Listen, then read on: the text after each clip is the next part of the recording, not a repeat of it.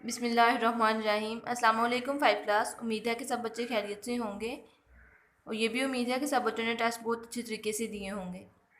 Five class, जैसे कि आपको पता है कि टेस्ट से पहले हम लोगों ने यूनिट नंबर 4 और 5 कंप्लीट किया था लेक्चर्स में। अब हम क्या करेंगे, यूनिट नंबर 6 स्टार्ट करेंगे अपना, और इसी को कंटिन्यू करते हुए अब आप लोगों के रोज़ाना लेक्चर्स जाया करेंगे। डेट 4 सितंबर 2020, डे है हमारे पास फ्राइडे, सब्जेक्ट आपका सोशल स्टडीज़ है। डायरी नोट करेंगे सारे बच्चे। Unit number 6 energy and power resources, ये इसका नेम है। रीडिंग बुक पेज 44 to 45, और हम रीडिंग करेंगे बुक पेज आपका 44 to 45। डायरी नोट करने के बाद सारे बच्चे अब आएंगे आप लोग अपनी बुक्स पे। चैप्टर का स्टार्ट करने से पहले सारे बच्चे बिस्मिल्लाहिर्रहमानिर्रहीम पढ़ेंगे। अब हमने पढ़ना है energy and power resources.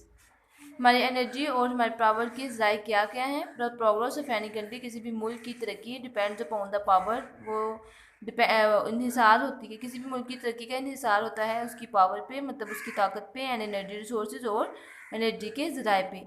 These resources, ये ज़राए, हैव अ डायरेक्ट इम्पैक्ट, इनका सीधा असर होता है on the living standards of the people, लोगों के रहन सहन के तरीके पे, एंड द इंडस्ट्रियल सेक्टर, और सनती शोबे पे ऑफ द कंट्री के। If people of a country are having high living standards, अगर किसी भी मुल्क के लोगों के लिविंग स्टैंडर्ड्स मतलब रहने के तौर तरीके बहुत अच्छे हैं, and their industrial sector is progressing, और इनका जो है हमारे पास सनती शुबा बहुत ज़्यादा तरक्की कर रहा है, means that exports are greater than the import, मतलब ये है दरामदात ज़्यादा हैं किससे, बरामदात से।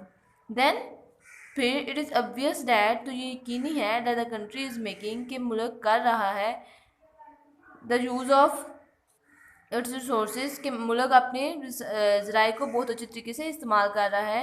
यूजली कोल, आमतौर पर कोयला, माइंड ऑयल, और जो हमारे पास ऐसा तेल जिसको हमने क्या किया हुआ है, साफ़ किया हुआ है। माइंड ऑयल मतलब जो वो वाला ऑयल होता है जो हमने ज़मीन से भी निकाला होता है। नेचुरल गैस, और नेचुरल गैस इलेक्ट्रिसिटी, बिजली, एंड सोलर एनर्जी, और ऐसी एनर्जी जो कहाँ से हम हासिल कर रहे हैं, सूरज से हासिल कर रहे हैं। Are included in the power resources, ये सारे के सारे शामिल किसमें होते हैं, पावर रिसोर्सेज में।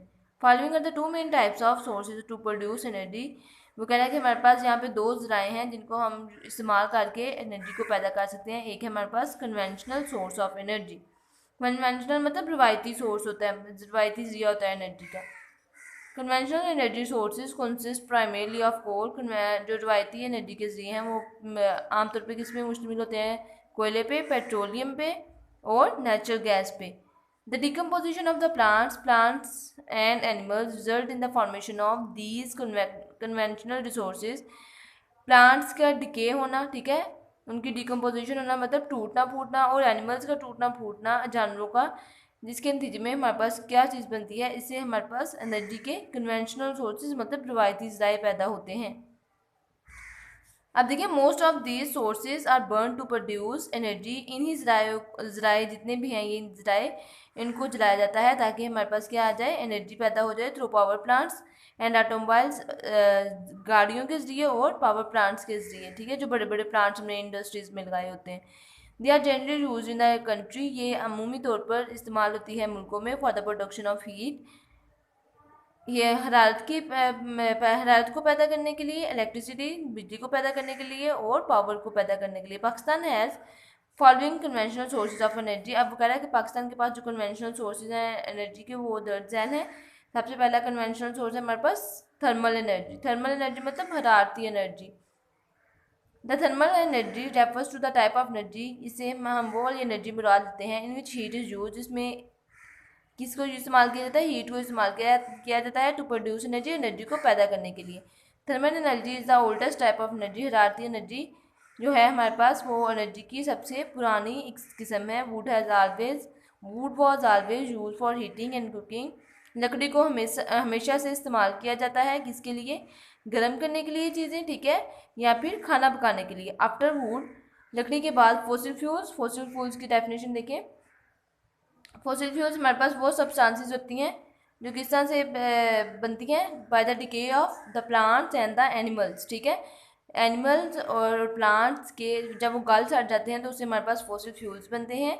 और इनका काम क्या है, ये ऐसे सब्सटेंस हैं जो कि हमें क्या करते हैं, हीट देते हैं व्हेन दे आर बर्न, जब इनको जलाया जाता है। Was introduce in the form of coal, इनको मुतारफ़ किया करवाया गया, फॉसिल फ्यूल्स को मुतारफ़ करवाया गया किस किस शक्ल में, कोल की शक्ल में, कोयले की शक्ल में, अंटिल लिक्विड फ्यूल्स, और लिक्विड फ्यूल्स में हमारे पास पेट्रोलियम आ रहा है और डीजल आ रहा है। वह डिस्कवरी, इनको दरियाफ्त किया गया। Following are the thermal energy sources in the Pakistan, अब वो क्या कह रहा है, थर्मल एनर्जी के सोर्सेज क्या है पाकिस्तान में, अब हम उनको रीड करेंगे। सबसे पहले थर्मल एनर्जी का सोर्स है हमारे पास कोल, कोयला, ब्लैक गोल्ड। हम कोयले को काला सोना भी कहते हैं। It is an important and the cheapest fuel which is use to generate power and energy in Pakistan. ये हमारे पास एक अहम भी और सबसे सस्ता फ्यूल है जिसको हम इस्तेमाल करके पावर बनाते हैं, ठीक है, पावर को जनरेट करते हैं और एनर्जी को जनरेट करते हैं, पैदा करते हैं पाकिस्तान में। Carbon is one of the valuable content of the coal which produces heat on burning. Carbon, अब कार्बन हमारे पास एक ऐसा एलिमेंट है जो क्या है, कोयले में एक कीमती मवाद है जो क्या करता है, हरारत पैदा करता है जब इसको जलाया जाता है। Discovery of coal in Balochistan में कोयले की दरियाफ्त during the late 18th century led to its commercial utilisation.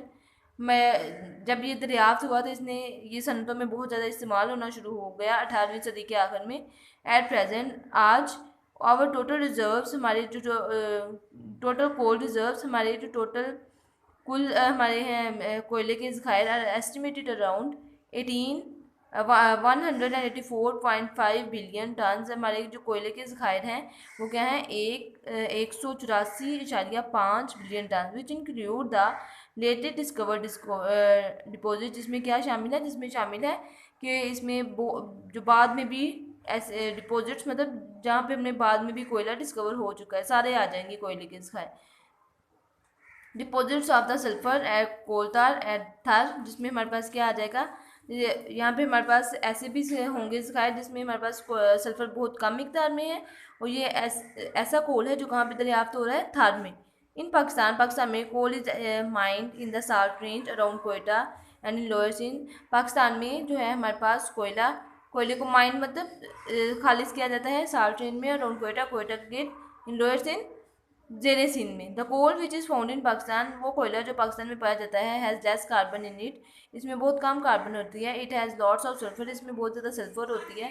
Which produces ash and smoke, जो क्या करती है, राख और धुआं पैदा करती है। वो कह रहा है कि जो पाकिस्तान में हमारे पास कोयला होता है इसमें कार्बन कम लेकिन सल्फर ज़्यादा होती है, और जब इनमें कार्बन कम और सल्फर ज़्यादा होती है तो ये क्या पैदा करते हैं, राख और धुआं। Pakistan has huge reserves of coal which can be used to overcome the problem of energy crisis in country. Pakistan के कोयले के बहुत बड़े बड़े ज़खायर हैं जिसको हम इस्तेमाल करके अपनी एनर्जी के बहरान को मुल्क से ख़त्म कर सकते हैं। अब हम पढ़ेंगे ऑयल, तेल। The term oil refers to the liquid fuel which is found inside the earth. वो कह रहा है कि ऑयल से मुराद हम कोई भी लिक्विड फ्यूल मतलब पानी के जैसा एक ही फ्यूल लेते हैं which is found inside earth, जो कि ज़मीन के नीचे पाया जाता है। Crude oil is later purified to make petrol, diesel, kerosene oil, wax and many other products। वो कह रहा है कि अब क्रूड ऑयल जब हमने खालिश तेल ज़मीन से निकाला है तो इसको अब हम प्योरीफाई करके पेट्रोल भी बना ले सकते हैं, डीजल भी बना सकते हैं, केरोसिन ऑयल, वैक्स और बहुत से product. It is use to run automobile, aircraft and machinery. ये गाड़ियाँ चलाने के लिए और जो है हमारे पास मशीनें चलाने के लिए भी इस्तेमाल होता है। It is one of the most important source of energy, ये एनर्जी के बहुत बड़े ज़राए में से है थ्रू आउट द वर्ल्ड, दुनिया में। And its importance is increasing day by day, और इसकी जो है हमारे पास अहमियत दिन ब दिन बढ़ती जा रही है। Many wars have been found to get the hold of oil reserves.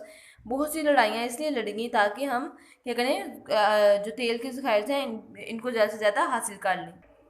अब चूँकि हमारी रीडिंग थी वो 44 to 45 तक, तो ये हमारा टॉपिक जो है वो 46 तक कंप्लीट हो रहा है, तो आप लोग ऑयल वाला टॉपिक जो है वो कंप्लीट करेंगे। There are oil fields in Potohar plateau, जो हमारे पास तेल के जहाँ पे ज़्यादा से ज़्यादा तेल पाया जाता है वो कहाँ पे है, पोटो प्लाटियो में एंड इन लोअर सिंध और ज़ेरे सिंध में है। 60% of the Pakistan oil come from lower Sindh, जो 60% पाकिस्तान का तेल है वो कहाँ जाता है, ज़ेरे सिंध से। Oil is refined in refineries before it can be use. Oil को क्या किया जाता है, साफ़ किया जाता है, रिफाइनरीज मतलब मशीनें लगा के, before it can be use, इस्तेमाल होने से पहले। Several oil refineries are set up in Pakistan, बहुत से तेल साफ़ करने के ज़खायर पाकिस्तान में बनाए गए हैं। जैसे कि उसने क्या है, अटक रिफाइनरी एट द मोरगा। अटक रिफाइनरी हमारे पास कहाँ पे है, मोरगा में है। Rawalpindi is the oldest refinery of oil in Pakistan. Rawalpindi हमारे पास पाकिस्तान की सबसे मतलब जहाँ पे सबसे ज़्यादा तेल साफ़ होता है वो क्या है हमारे पास, कहाँ पे है, रावलपिंडी में है। Government of Pakistan is making sincere efforts to find out the new oil fields in the country. Pakistan की जो हुकूमत है वो बहुत मुखलिसाना कोशिश कर रही है ताकि ऑयल की ज़्यादा से ज़्यादा ज़खायर को मालूम किया जा सके। Oil as a source of energy is expensive and Pakistan has to import it from the other countries in the Middle East. वो क्या कह रहा है कि पाकिस्तान जो है हमारे पास बहुत ज़्यादा एक कीमती चीज़ है, इसलिए पाकिस्तान क्या करता है, दरामद करता है दूसरे मुल्कों को and from countries in the Middle east, और ऐसी कंट्रीज़, ऐसे ममालिक जो कहाँ पे हैं, वेस्ट एशिया में हैं। आज का लेक्चर हमारा यहीं तक था। अल्लाह हाफिज़ 5 क्लास।